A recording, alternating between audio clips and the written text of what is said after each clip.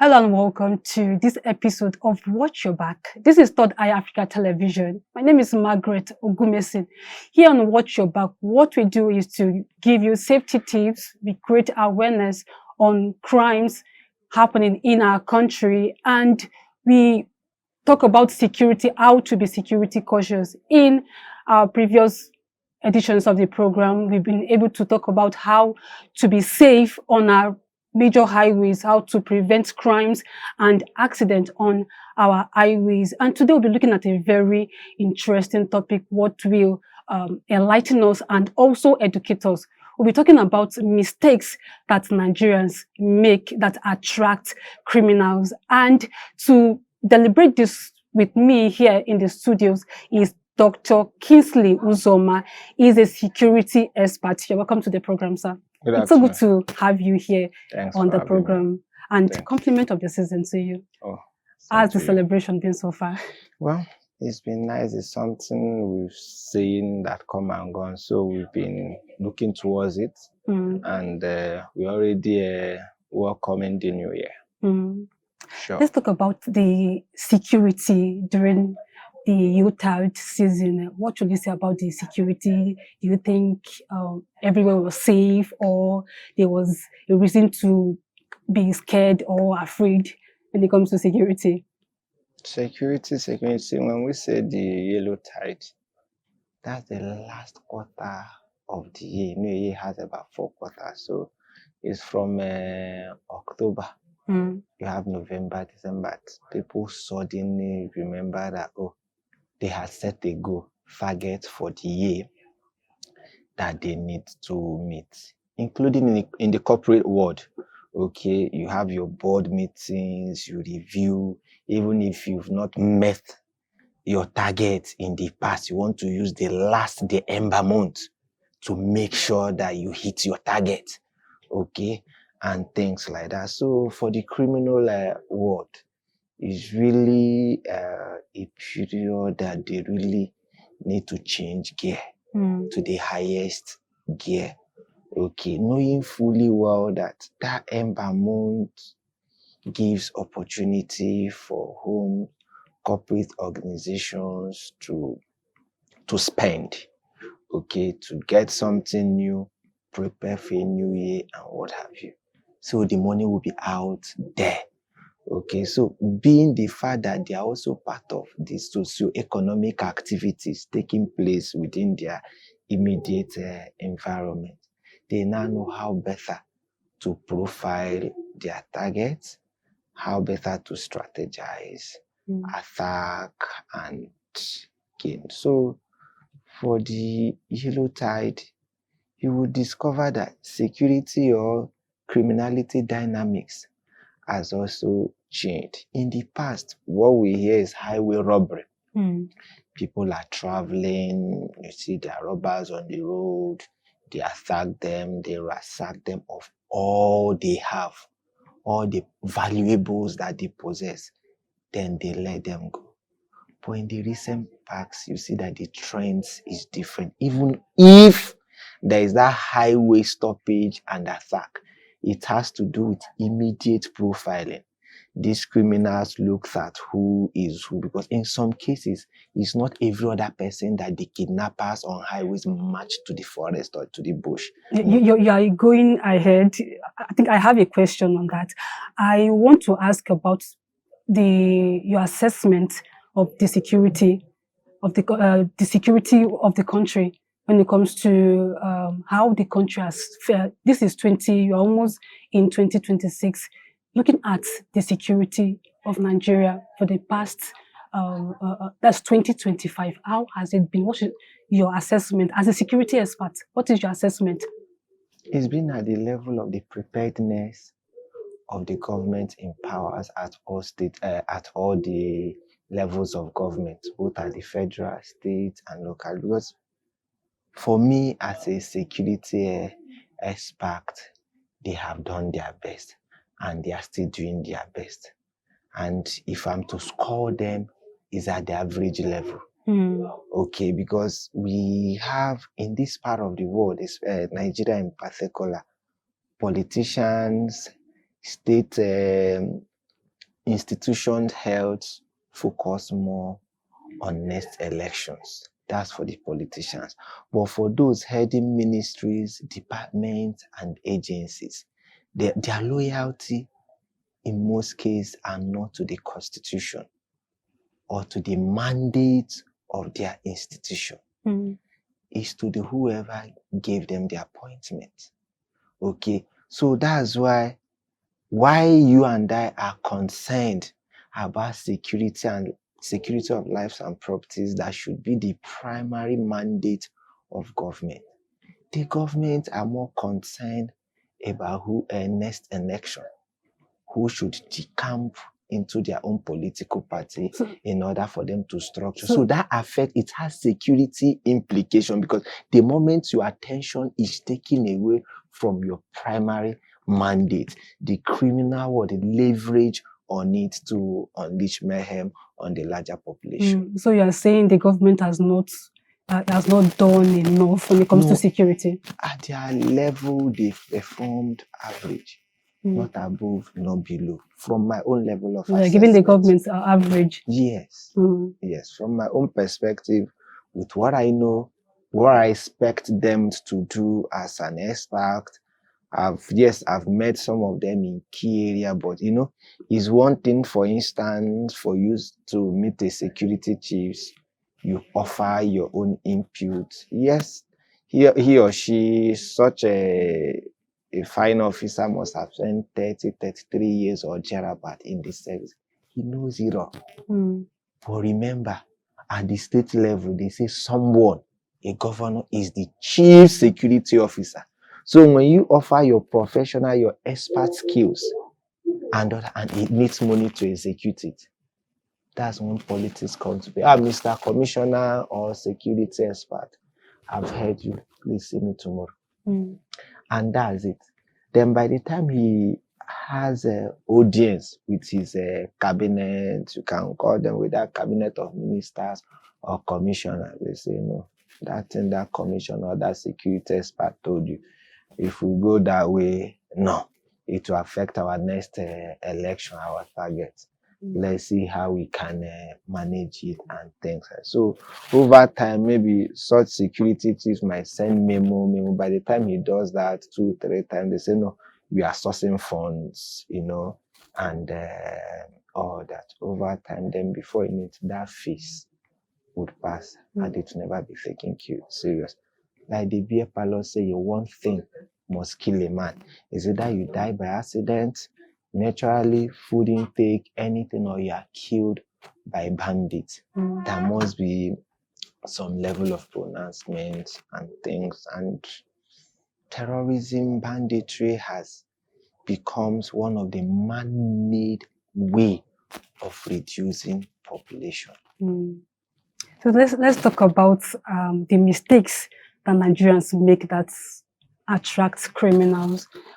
Before there is an attack, we know that there is a planning, strategizing before the criminals will strike. So do you think how criminals operate now, like recently, how they operate, do you think they pick their victims randomly, or they profile their victims before they strike, before they attack? The two cases apply, picking randomly and profiling. But that of profiling supersedes picking randomly. Okay.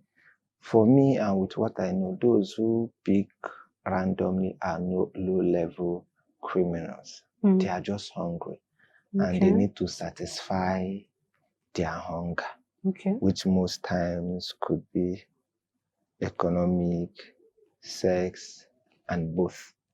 Okay, but those who profile, like I've seen cases whereby bus stations, airport, you see both the male and female genders who they come around, they monitor people, they assess you, what you are putting on. You see, Nigerians most times will live a life of show off. Or want people to know that the bangle you have on your wrist is actually a real gold. and it's cost millions of naira, if not thousands of dollars. Your phone is the latest iPhone and everything. Okay, it says it all. I just remembered series of encounter that I had with, maybe you must have seen it, or maybe oftentimes people go to market, like we say international market or elsewhere, then you engage the mebaros, okay, that helps you use the card to push your goods. Maybe ordinary something that should be 500 or 200 naira. By the time they move that goods to your car, the size of your car or the nature of your car will now determine what they will charge you. That's profiling. Okay, so if maybe ordinarily that from this point to this point is 500, then now you are using the latest SUV they discover. Oh, in their mind, these are the real big fish. They would never accept 500, not to say 1,000. The next thing they saw, madam, your money is 2,005. Do you understand? And you were like, what do you mean? Are you this? Before you know something, your instinct will tell you, is it 2,000 you'll be dragging with this fellow? And here you are with a Prado of 2020 model or 25. You just let it go. So they know this, and that's why they do it. The same is different from somebody at the end of the day, they are saying maybe, just like the Camry I came with and all that. So they just collect the 500, but they know that, yes, this one, now God did help them. So it's like that. So when you're traveling, you see people, most times when people are engaged inside the bus station at the airport, that's when they want to make business calls. That's when they want to shout. You're taking us to our next question. Yes. I want to ask, as a security expert, which of these do you think will fall in victim to as Nigerians? Is it the random crime or the profiling? Which one do you think will fall in victims to as Nigerians? Trends have changed. Yesteryears, it used to be the random pick up, but these days is the profiling. Because everybody, the average criminal wants to hit a target and get something. So in the random, you might see a woman with a handbag and everything. You see that she's lonely in that area. You just grab, and at the end of the day, what you are getting is more sanitary pads and what have you. Yeah, that one is random. Yeah, that's random. It doesn't. But when you profile because you've monitored her, made a purchase or spend at an eatery or elsewhere, then you now treat her to a point of where you can attack. That's profiling, because you are sure that when you hit that target, you are getting something. Not that because you discover that, and that's why she's lonely, nobody sees you here, you can. That's why most times for some criminals, when they attack and found nothing, they wouldn't want to just go for free like that. They want to engage in rape. And what have you, because at least there must be something that he can get from such a fellow, and other. Then the randomly is also the one you see at the end of the, maybe especially, let me use Abuja for example. You see that such victim was stabbed with knives, and you just to institute fear in you, and so that whatever you have on you, you can easily discharge and let go. So back to profiling. In the profiling, the criminal has a target. Maybe, for instance, in this December month, he must go home with certain model of car or finish a particular building. Or most times, I'm sorry to use the word, that the girlfriend or whoever that is giving him target in terms of the kind of hair she want to wear for this period and season. And he must meet up, all in the name of love. He will go out of his way. So, and I continue to advise my fellow men, you mustn't go out of your way. That language or that perception or mindset of going out of your way to please your wife or whatever, it's not even heaven bound. You do what is needful to make sure that she's okay, or everybody in the house is okay. Out of your way, your wave, that means you are going beyond the normal, beyond what is required morally and ethically. That's when you are going out of your way, because it's not your way, but you need to go out of your way just to make sure. That's how people become victims.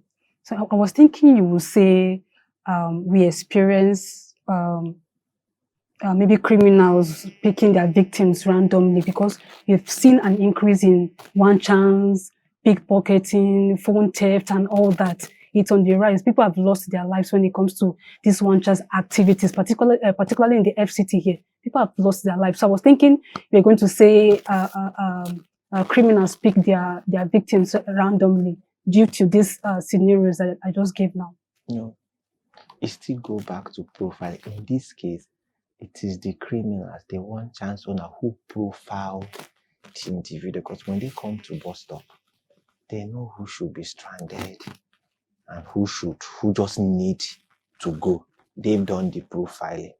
Okay, but you see, one thing I know about most people is that they believe that right going their way or God can do anything, it can be free.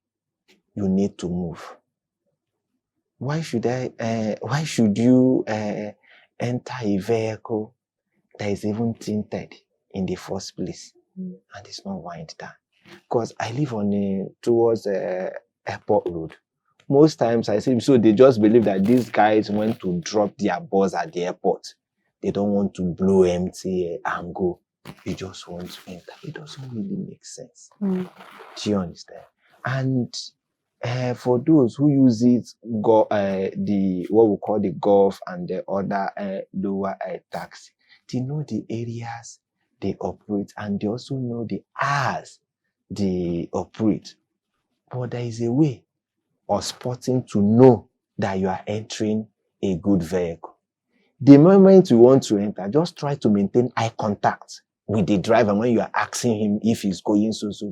If the driver is trying to take the face, not to give you that direct gaze in response, you should know that that's not the right vehicle to enter. And if maybe other seated passengers, maybe at the back, you see somebody seated at the front while you are trying to have a communication with the driver, either he or she is removing the face the other way for you not to mark the face, or they say, enter now, then that sends a message. So, but most times, when people, area one, for instance, you just want to drag, you don't do observation. That's why they fall victim. But when you do your observation, because most times, yes, the vehicle might have a plate number at the front, it doesn't have at the back. Or even maybe at the front, if you look critically, it's not good, it's faded. You want to enter. So there's nothing wrong. Like me, especially if I want to do interstate or within state a journey that I inspect your tires. That gives you, the moment they say no, the moment you try to maintain that eye contact gauge, or you try to inspect one or two things, the driver will tell you, "Oga, no carry you." That's what you get.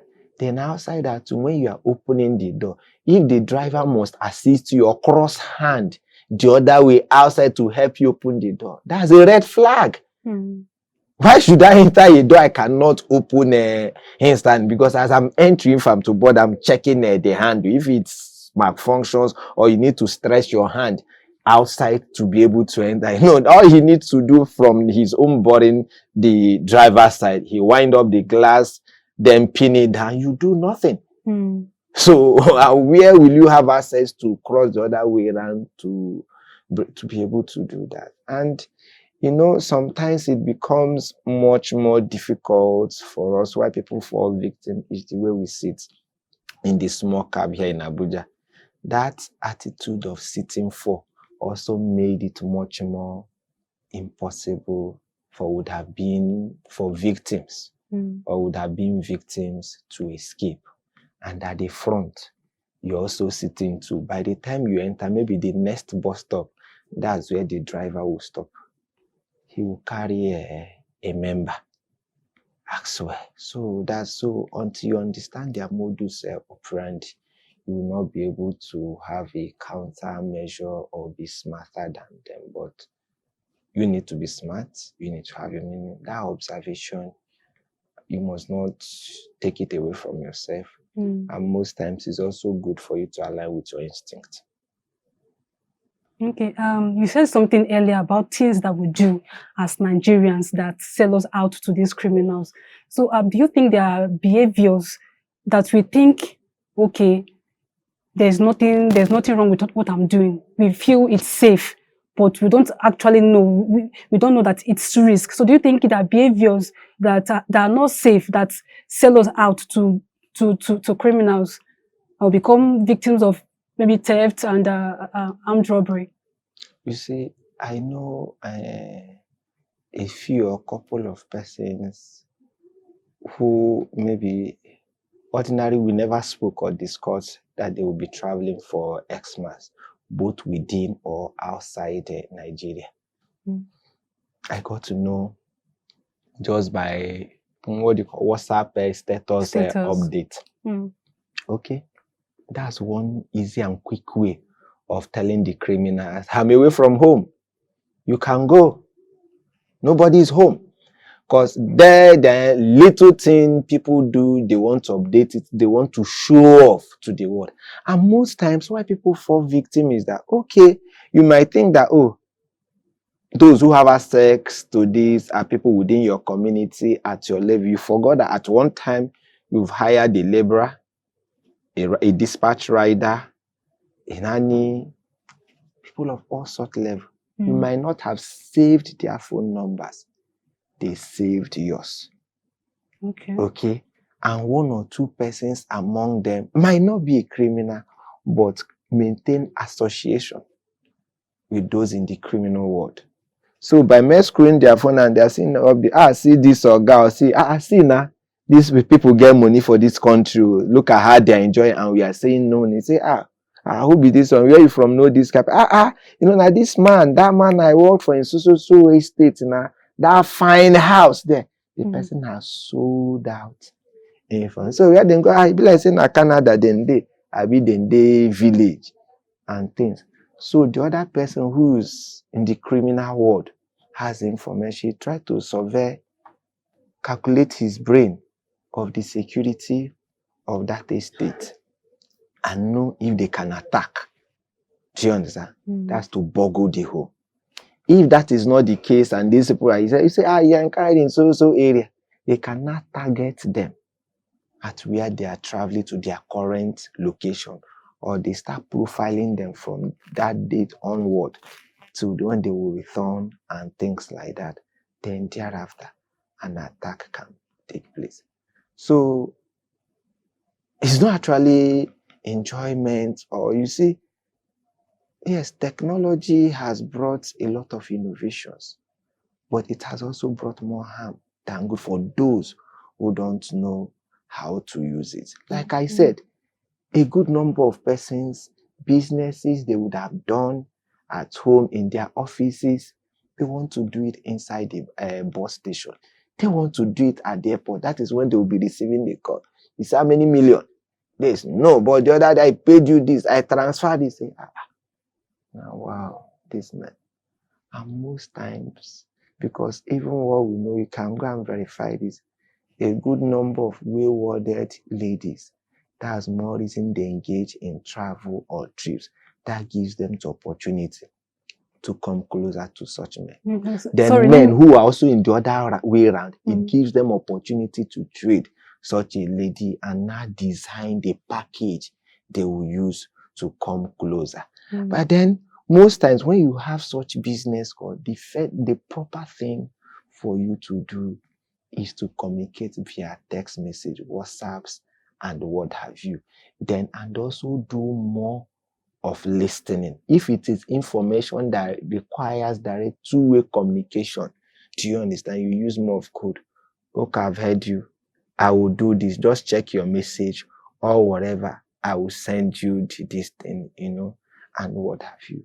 And you only use the phone when necessary. You mustn't show off that yes, you are using the latest iPhone, Samsung. It attracts criminals to you. And that is not, when you are traveling, it's not a time for you to wear your gold. Or carry your master. You dress as simple as possible and also cover well. So there are people, when they see you, size you, they know the cost of your perfume in the market. They know the cost of your shoe. So by the time they assess you, what you are putting on already worth millions. And then that's a good target for them. But most people believe that when you are like that, it also gives into the kind of association you get as fake life. Okay? Because what are you advertising? Humans are human. That's why no one died and is buried with gold. Even if you are buried with gold, you've seen cases where people were buried with gold casket, and at the end of the day, other persons that needs it went there to excavate it and is resold. Let me take you back to the issue of WhatsApp. I used to think WhatsApp is safe because it's just your contact, and it's not like Facebook that the entire world is seeing it, the general public is seeing it. I used to think WhatsApp is safe. So what's the difference? No, with what you've said so far, that even from WhatsApp, one can be attacked, one can be a victim. Gives you opportunity from settings for you to control who views your profile. Remember what I said. You had employed the services of a laborer before, or a dispatch rider. As at that point, the contact was safe. You also saved. Do you understand? Then later, something happened. You ported from Samsung to iPhone or vis-a-vis.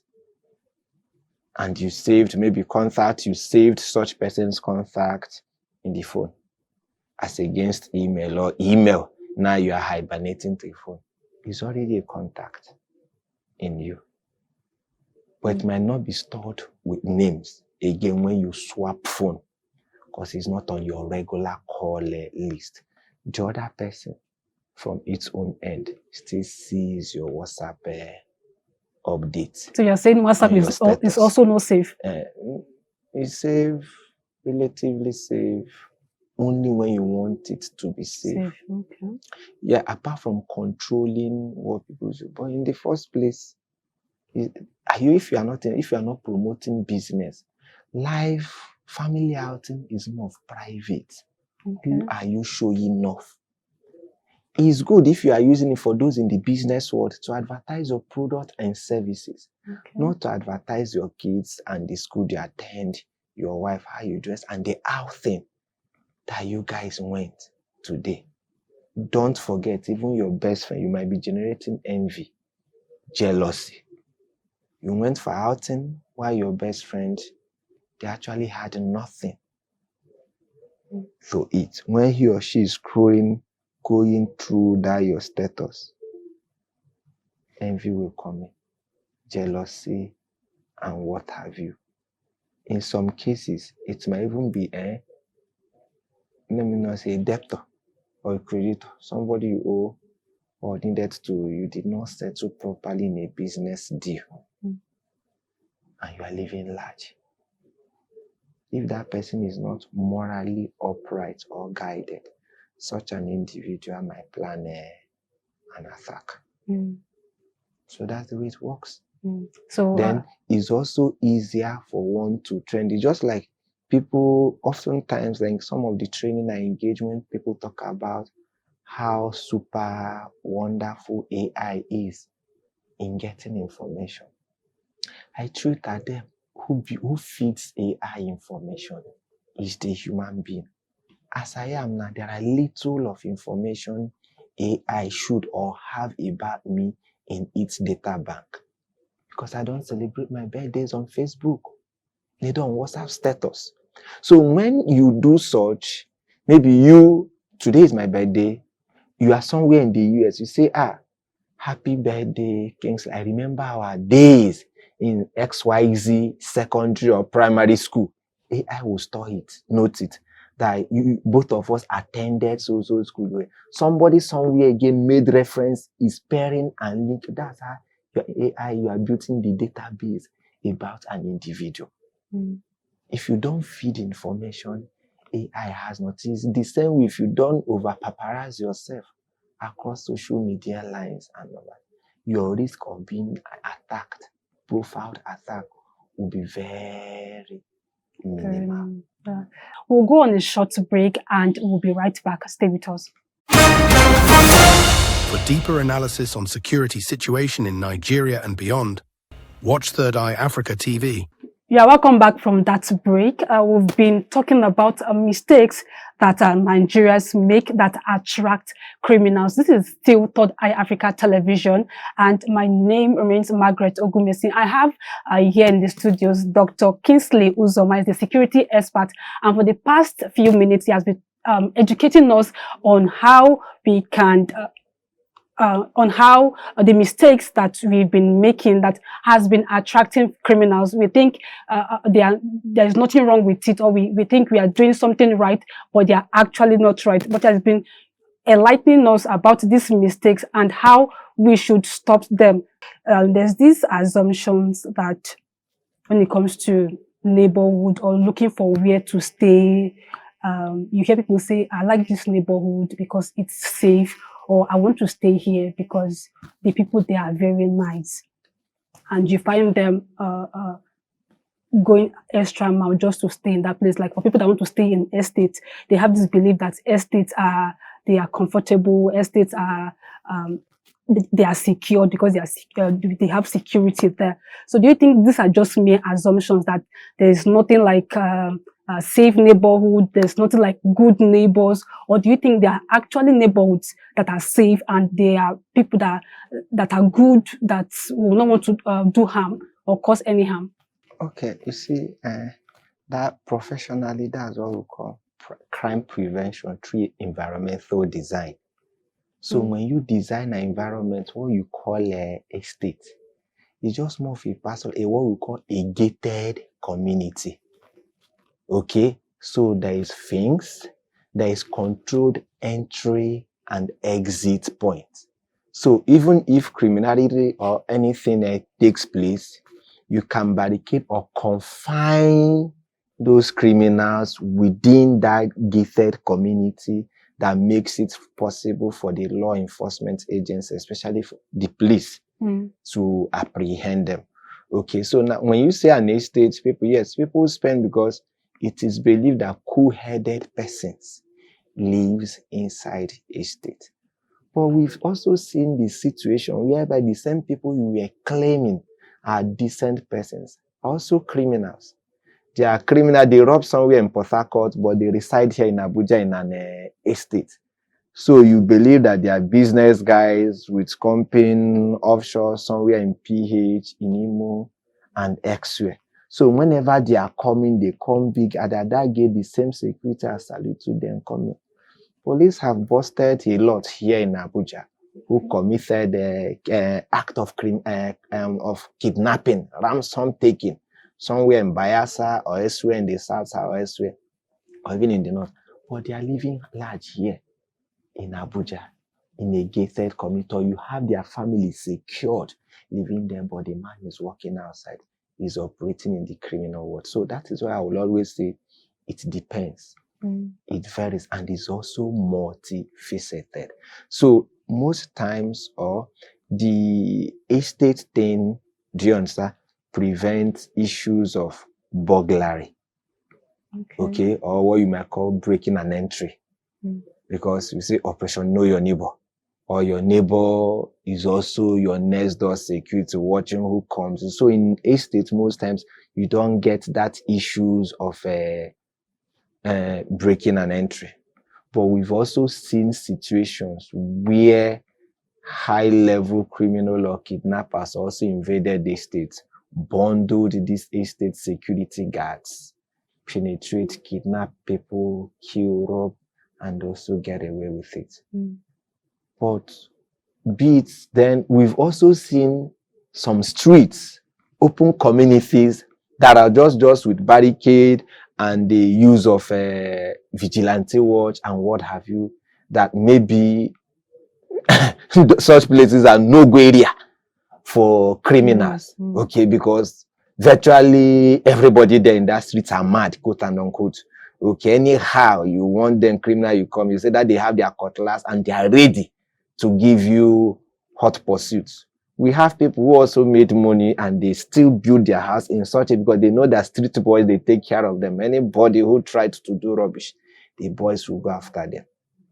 We've also seen situations whereby in these same estate communities that you think that are secured, is also the low moral, let me use that word, of security guards at the gate that control the entry and the exit point, that sell information, profile residents to those in the criminal world, simply because a man who is principled, who knows his way, whenever he crosses the gate, he doesn't dash them money, but he's using exotic cars and what have you. Wicked man.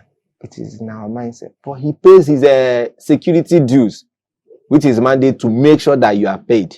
Okay? So there is no law, he's not morally burdened to give you tips, anything. But that alone, we've seen cases, we're following, and it keeps happening, was enough for security persons to sell out information. Like, I will always counsel people. You see now, there are sometimes I've seen situations where criminals now profile residents and their pockets, even based on the number of solar panels they have on their roof.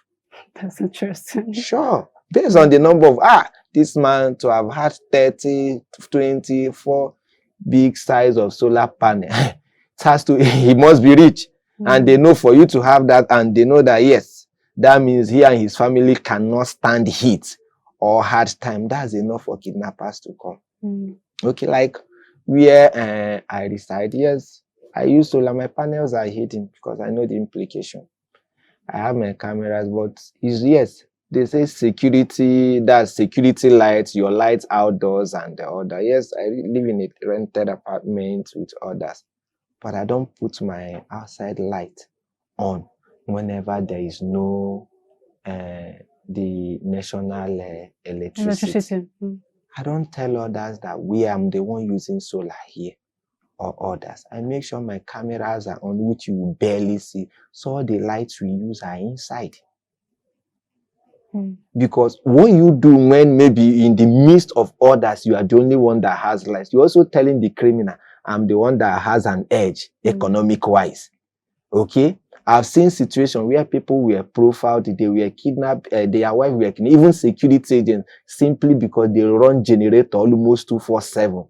Whenever light goes up, bang, the next thing, gen is on. And you must be ready to be able to afford fuel to run a generator daybreak. And that alone is enough for these criminals to invade. So that's how it goes. So when it comes to neighborhood safety, you are saying it's not about a neighborhood being safe. It's about taking the responsibility in ensuring that that neighborhood is safe. Absolutely. I really get that. All right. Let's talk about social media and okay, you've said something about it, but I want you to enlighten us more when it comes to social media and personal information. Do you think it has helped to reduce crime or to increase crime in the country? For me, social media has accelerated crime in the country.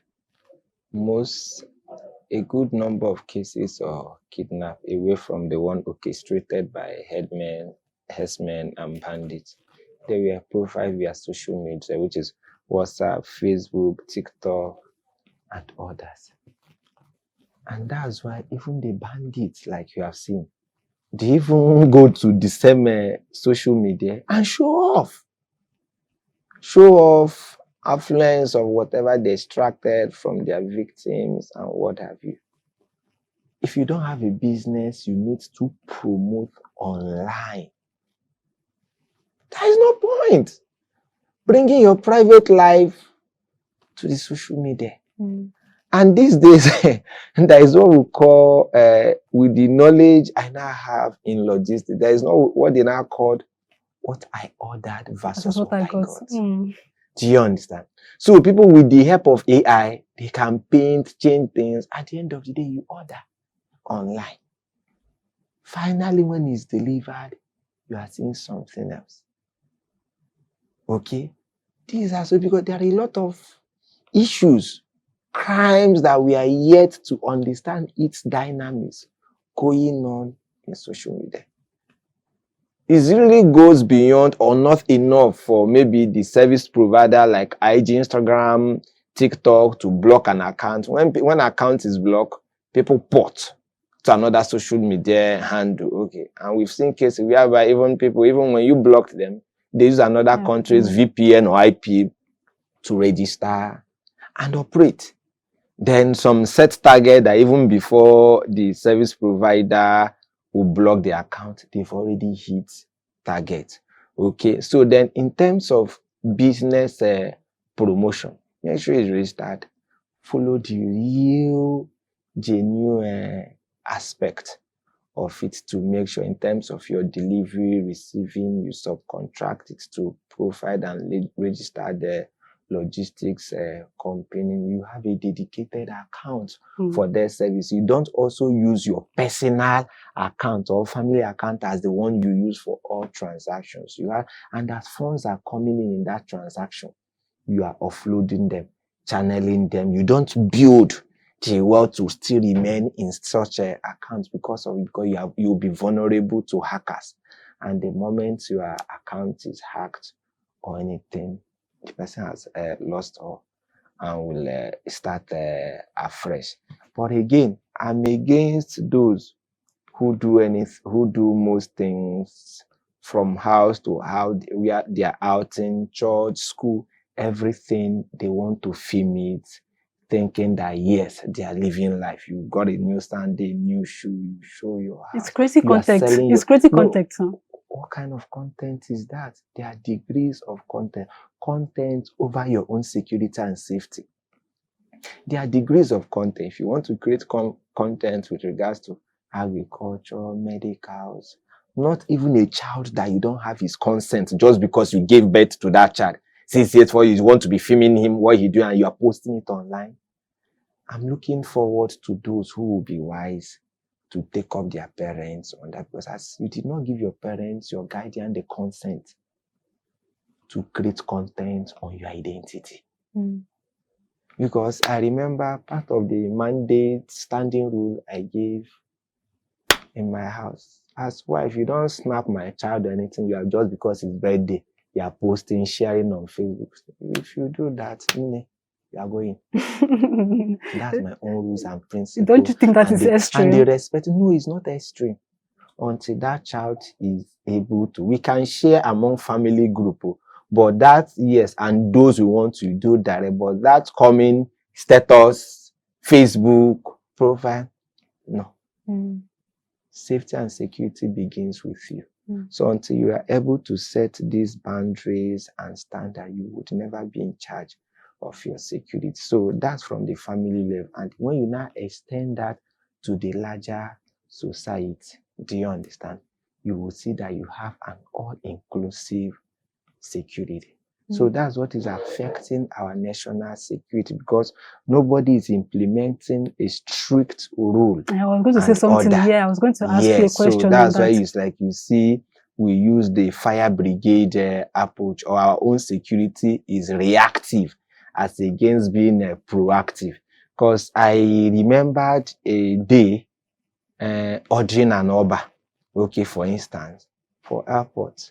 So that was here in Lagos. The moment he came, I just looked at how his behaviors and things. When he asked me how much did I see that will go off, I see the place. I say, look down there.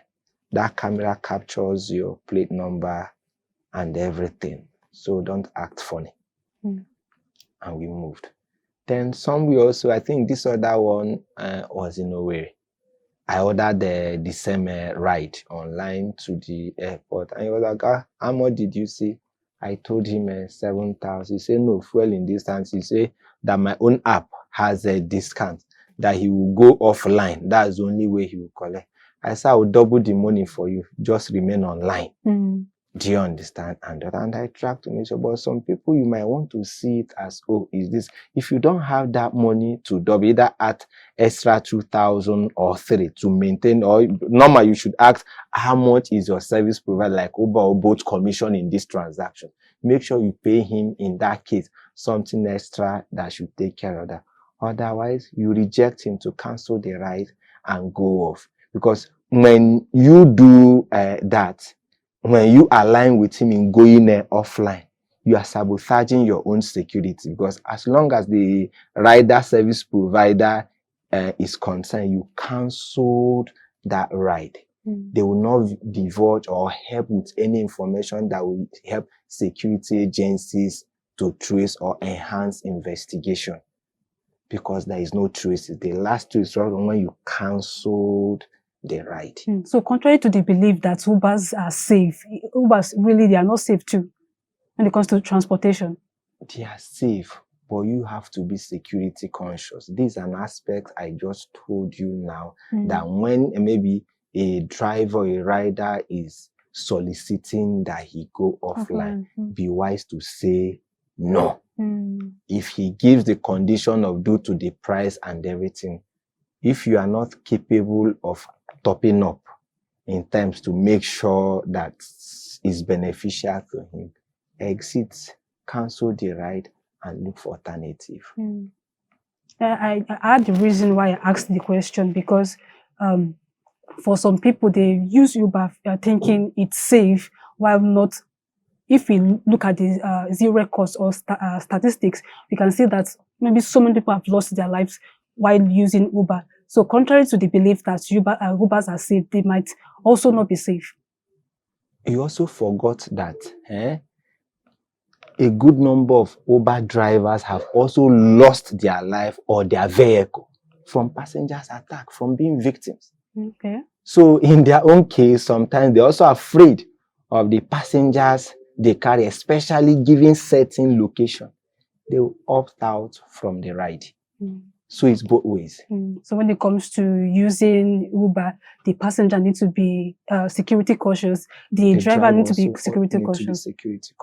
Totally agree. Let's look at culture and crime. Do you think that to a large extent, culture has contributed to the increase in crime in our country? Because in some cultures, we believe like that, okay, this maybe for the Yorubas, I'm just giving a scenario for the Yorubas now.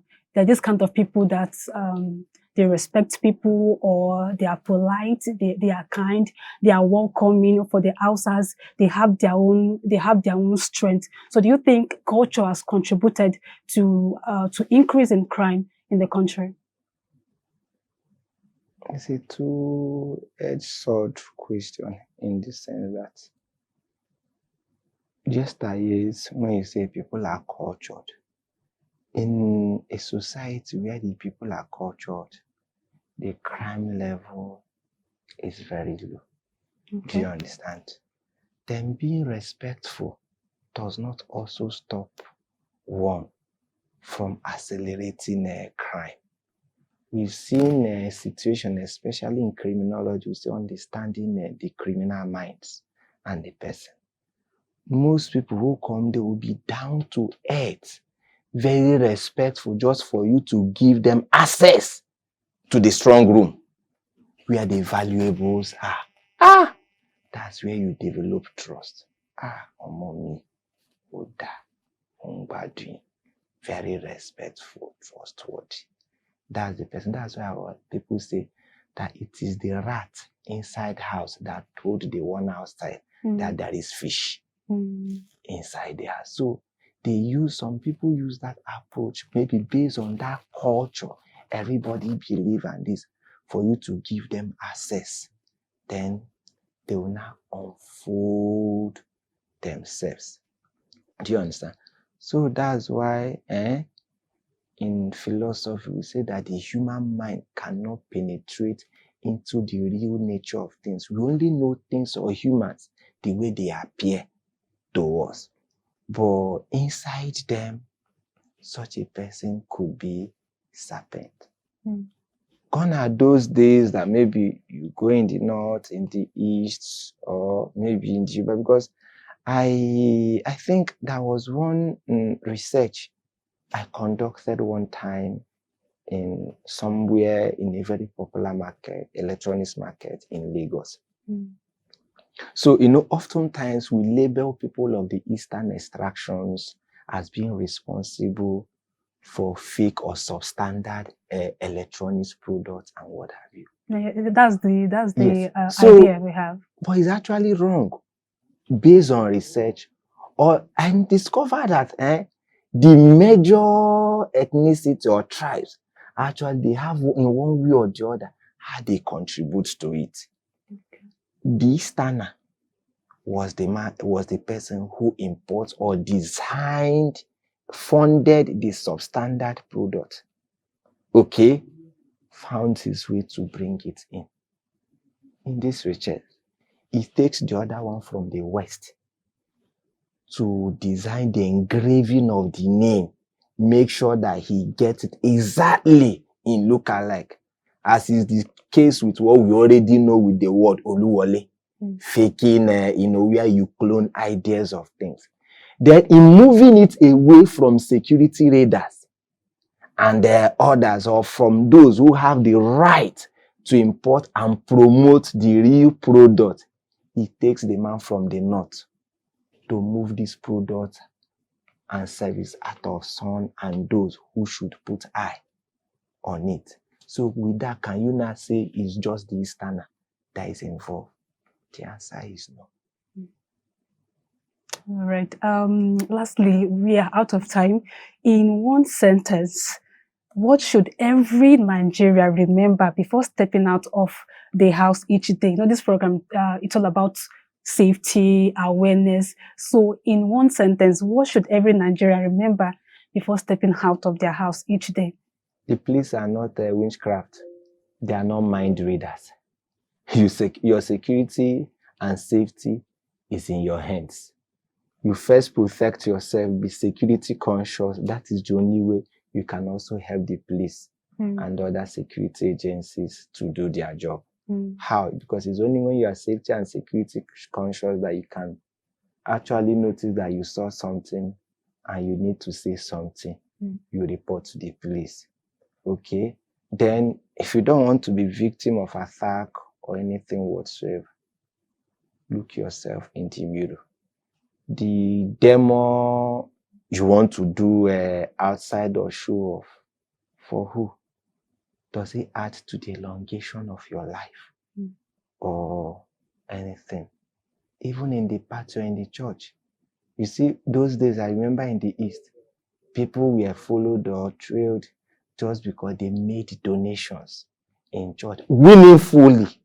Just the way they were like, so that's why in outing, whatever you do it coded in secret. You don't show off. When you show off, you are telling the bad guys, the men of the underworld, that at least you have something for them. Thank you so much, sir, for coming on this episode of the program. It's so good to have you on the program. And to you, our viewers, you've heard from our guest on the program. Whatever you do it moderately. Do not show off, because when you show off, you might attract criminals. It's so good to have you on this episode of the program. We'll be talking about mistakes that Nigerians make that attract criminals. Do well to join us on another episode of Watch Your Back. My name is Margaret Ogumesi, and this is Third Eye Africa Television.